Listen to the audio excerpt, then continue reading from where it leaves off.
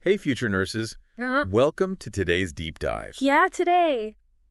We're tackling a topic that's a little bit intense. Mm-hmm. It's all about Mm-hmm. emergency care Mm. for those experiencing behavioral emergencies. Yeah. I mean, picture this. You're in the ED, adrenaline's pumping, Yeah. and you've got a patient who's either overactive, maybe even violent, Yeah. or withdrawn and depressed, or even suicidal. Mm-hmm. It's like a real-life test of all those nursing skills you've been learning. For sure. So we're going to be using this really great nursing education resource today Okay. to really break down the differences between these patient types Mm-hmm. and how to respond effectively in a way that keeps everyone safe Yeah. Right. and provides the best possible care. Definitely. So let's dive right in. Yeah. Our source material first defines an overactive patient as someone who's showing Yeah. excessive physical or verbal activity. Mhm. So like think pacing the room, talking rapidly, Right. Right. having difficulty staying still. Yeah. It can definitely disrupt the flow of the ED. For sure. But it's important to remember that this doesn't automatically equal aggression. No, not at all. Right. Not at all. Okay. So we've got someone who's maybe buzzing around a little loud, Mm-hmm. but not necessarily a threat. Yeah. Got it. Right. But then how do we distinguish that from a violent patient? Yeah, that's a really good question. Because those are the situations that can Yeah. get really scary really fast. Right. With a violent patient, you're seeing aggression that poses a clear risk of harm either to themselves Mhm. or to others. So you're thinking physical aggression threats, attempts to hurt staff, Mhm. other patients. That's when you need to move quickly to make sure everybody's safe. Right. It's about recognizing that fine line between someone who's just amped up and someone who's actually dangerous, Exactly. especially when you're starting out in nursing. That's a lot of pressure. It is a lot of pressure. But here's the thing. The underlying causes can often give you a clue. Okay. Our source material points out that an overactive patient might be experiencing mania, anxiety, or even drug intoxication. Okay, that makes sense. Like I remember this one time I was running late for a presentation, hadn't had my coffee yet, Oh, yeah. and basically bounced off the walls until I got my caffeine fix. I've been there. Definitely not a threat to public safety, Yeah. but probably looked pretty overactive. Exactly. That's a great example. Right. It highlights the importance of careful assessment. Yeah, for sure. But then on the flip side, a violent patient might be grappling with a severe psychiatric disorder, Mm-hmm. struggling with substance abuse, or having an acute stress reaction. Right. So understanding those potential root causes can really help you tailor your approach. Absolutely. It gives you that context. Yeah. Okay. So we're starting to see how important it is to quickly and accurately assess the situation. Mm-hmm. But what are some practical tips for us as future nurses to handle both overactive and potentially violent patients? Well, both scenarios actually call for de-escalation techniques. And Yeah. this is where the source material gets really interesting. Okay. For overactive patients, creating a calm, quiet environment can work wonders. So think dim lights, minimal distractions, and a reassuring presence. So kind of like creating a safe space where they can just decompress. Precisely. Huh. And clear, concise communication is key. Mm-hmm. Let them know you're there to help explain what's happening, Right. reassure them that they're safe. Sometimes just feeling heard and understood can significantly reduce that agitation. That makes a lot of sense. Yeah. But what about when it's not just overactivity, but actual violence? Yeah. Like things can escalate so quickly in the ED. They can.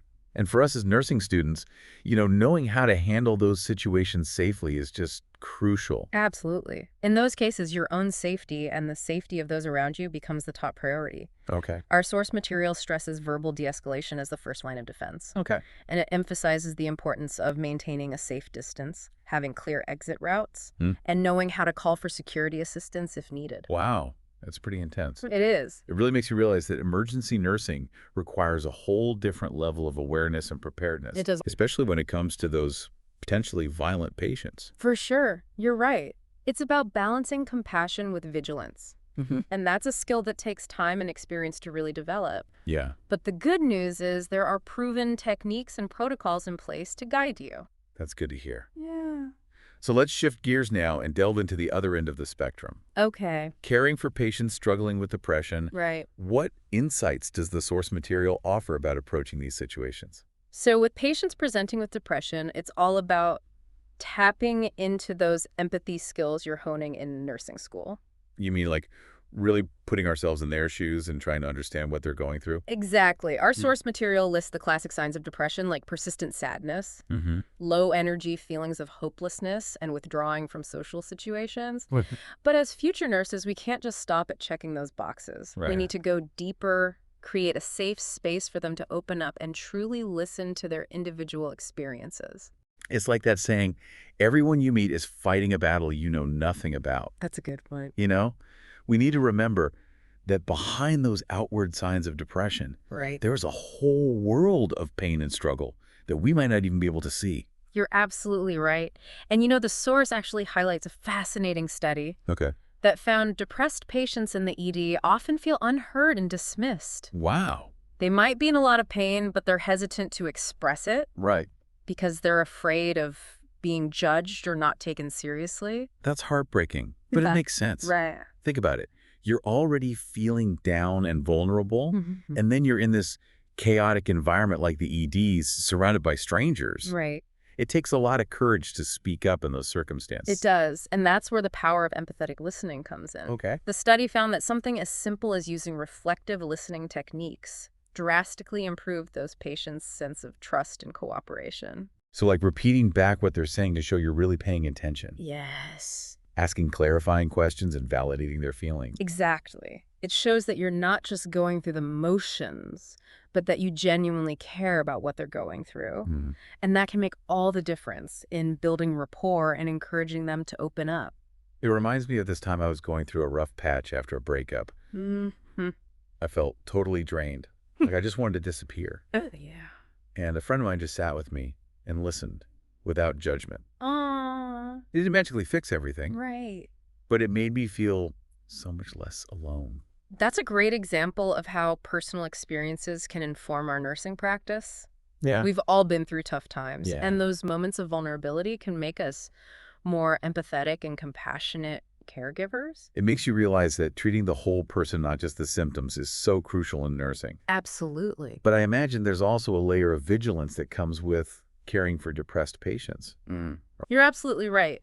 While we're providing emotional support, we also need to be acutely aware of the potential for suicidal ideation. Okay. The source material is very clear on this. Screening for suicidal thoughts is a critical part of caring for any patient presenting with depression. That makes sense. Mm-hmm. But how do we approach such a sensitive topic without making the patient feel even more uncomfortable or scared? It's about asking direct but compassionate questions. Okay. The source recommends phrasing like, have you had any thoughts about hurting yourself? Or, are you feeling so overwhelmed that you've considered ending your life? Those are tough questions to ask, Yeah. but I can see how important they are. And I guess it's also about paying attention to nonverbal cues, right? Like if someone seems withdrawn or hopeless, that could be a red flag, Exactly. It's about being attentive to both what they're saying and how they're behaving. right? And if you do detect any signs of suicidal intent, you need to be prepared to take immediate action. So what does that action look like? Well, the source material outlines a clear protocol for managing suicidal patients in the ED. Okay. First and foremost, you need to ensure their immediate safety. Hmm. That means removing any potential means of self-harm from their reach. Okay. Things like sharp objects, medications, belts, even shoelaces. Wow. It's amazing how detail-oriented you have to be in those You situations. really do. It's the little things. Every little thing matters. Yeah, and then constant observation is key. Okay. Ideally, this is done in a safe, secure environment within the ED. You Mhm. can't afford to let them out of your sight. It sounds intense, but obviously necessary Right. to prevent them from harming themselves. Exactly. But I imagine that's not all right. Right. While you're maintaining that close observation, you also need to conduct a thorough suicide risk assessment. What does that involve? Well, there are standardized tools that hospitals use to guide the assessment, Okay. but it also comes down to good old-fashioned communication skills. Mm. You need to engage the patient in open and honest conversation. Try to understand their feelings, their intentions, and how immediate the threat is. So it's a combination of observation, structured assessment, and that human connection we were talking about earlier. It sounds like emergency nursing really pushes you to use all of your skills at once. It does. And once you've gathered all that information, you immediately involve psychiatric services. Right.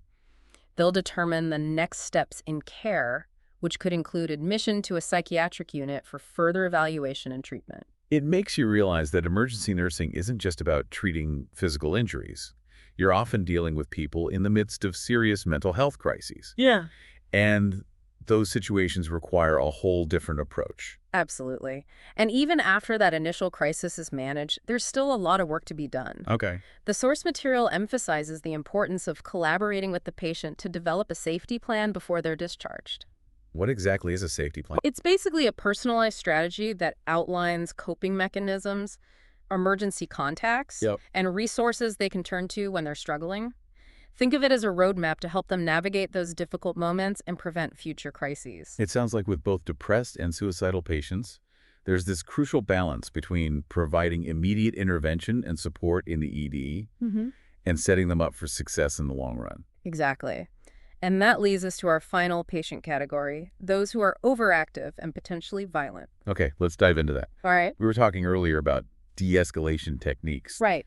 What else does the source material recommend for handling these patients? Well, as we discussed, verbal de-escalation is always the first line of defense. Okay. Using a calm, non-threatening tone, validating their feelings and offering reassurance can go a long way in diffusing a tense situation.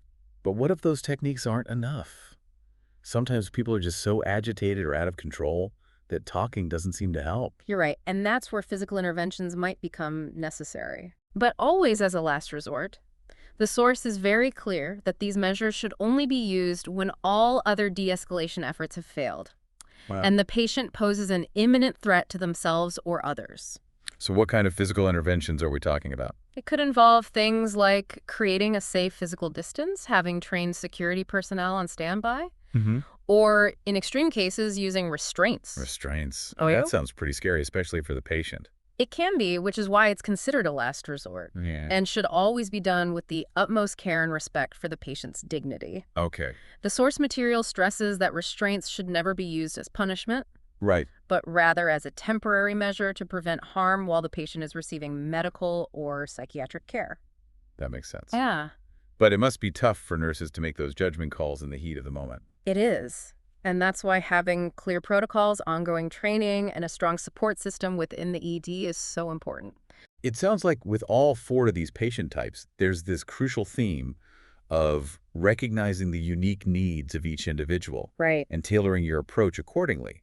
You can't just apply a one-size-fits-all method to every situation. You've hit the nail on the head. And that's a key takeaway from the source material. Okay. It emphasizes that effective emergency care for behavioral emergencies is all about understanding those specific needs and applying the appropriate interventions to ensure safety and provide the best possible support. Okay, so let's recap the key takeaways for our future nurses out there. Right. For overactive patients, it's about creating that calm environment, clear communication, Yes, and maybe even a little humor to lighten the mood. exactly. With violent patients, de-escalation techniques, safety protocols, Right. and as a last resort, physical interventions come into play. Mm-hmm. With depressed patients, empathy, active listening, and screening for suicidal ideation are paramount. And when facing a suicidal patient, immediate safety measures, risk assessment, crisis intervention, and long-term safety planning are essential. Absolutely. It's a lot to take in, but it all boils down to this. What's that?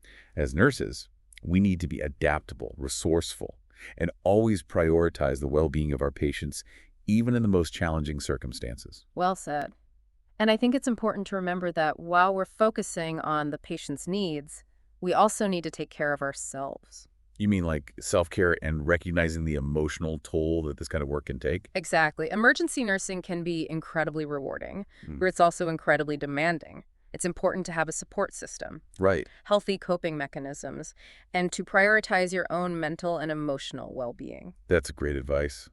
It's easy to get caught up in the chaos of the ED and forget to take care of ourselves, It is. but it's essential to avoid burnout and stay resilient in this demanding field. Absolutely. And remember, you're not alone in this journey. Okay. You'll have your fellow nursing students, your instructors, and eventually your colleagues to lean on. Don't be afraid to ask for help and support when you need it. Okay, so as we wrap up this part of our deep dive into emergency care for behavioral emergencies, Yeah. let's go back to that powerful thought from the source material. Okay. It says, effective emergency care involves understanding the specific needs of each patient type Right. and applying the appropriate interventions to ensure safety and support. That's a good one. It really encapsulates everything we've been talking about. Yeah. We need to move beyond a one-size-fits-all approach and recognize each patient's unique struggles, Yeah. fears, and hopes. Absolutely. It's a tall order. It is. But you know what? I have a feeling that you future nurses out there are going to be amazing at this. Me too. You're already showing such dedication and compassion just by being here, learning and preparing yourselves Yep. for this challenging but incredibly rewarding field. I couldn't agree more. You've chosen a path that requires a unique blend of skills. Critical thinking, empathy, resilience, and a genuine desire to make a difference in the lives of others. So as you continue your journey in nursing school and eventually step into that fast-paced world of the ED, remember this deep dive. Hold on to these insights. Keep learning from your experiences. Right. And never underestimate the impact you can have on your patients. For sure.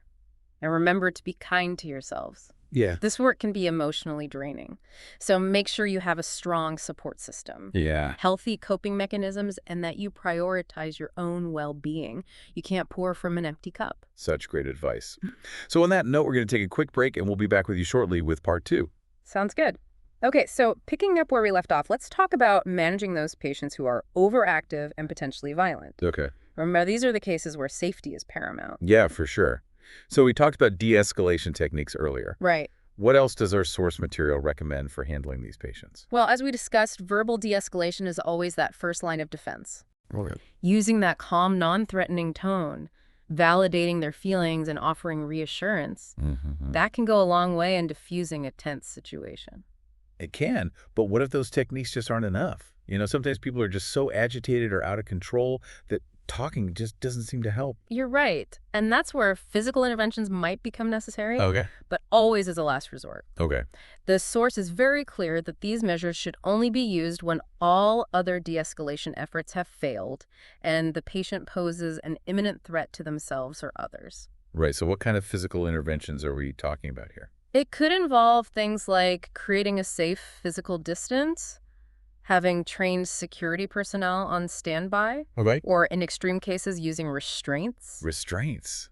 That sounds pretty scary, especially for the patient. It can be, which is why it's considered a last resort and should always be done with the utmost care and respect for the patient's dignity. Okay. The source material stresses that restraints should never be used as punishment, but rather as a temporary measure to prevent harm while the patient is receiving medical or psychiatric care.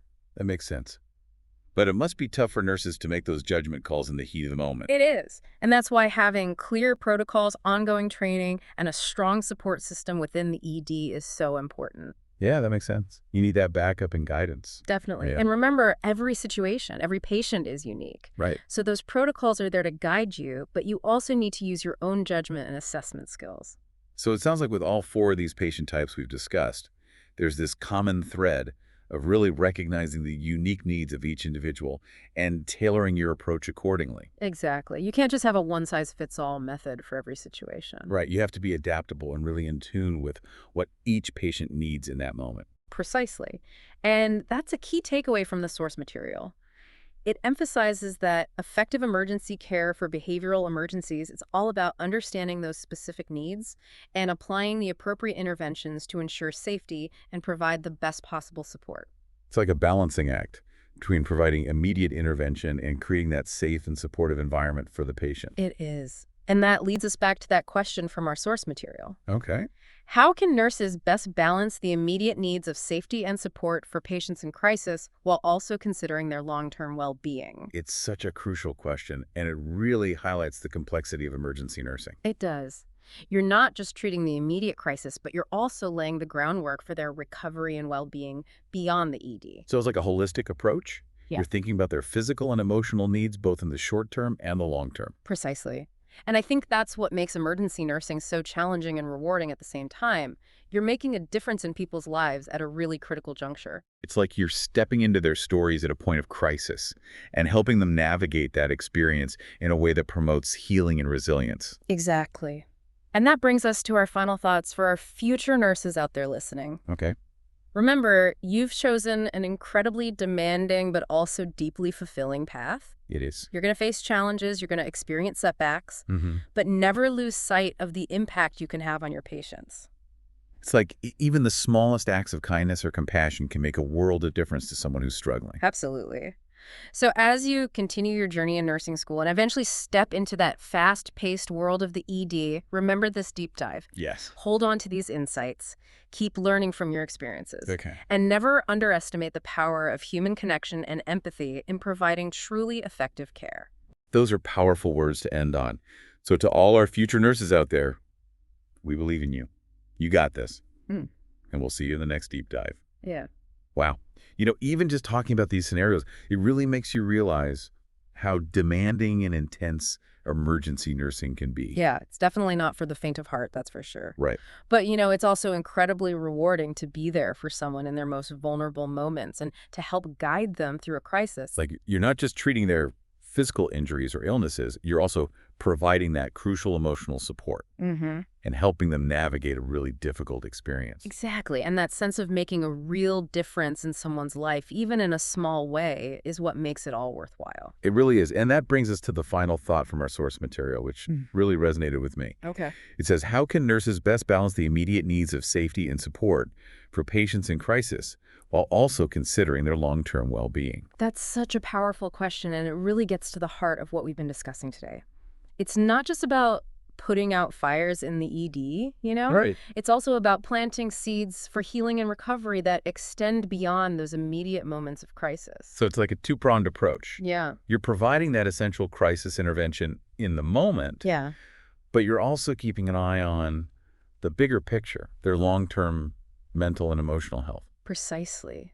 It's about recognizing that the ED visit is just one chapter in their story. Wow. And we as nurses have the opportunity to help shape that narrative in a positive way. That's such a profound way to think about it. And Yeah. I have a feeling that you future nurses out there listening are going to be amazing at this.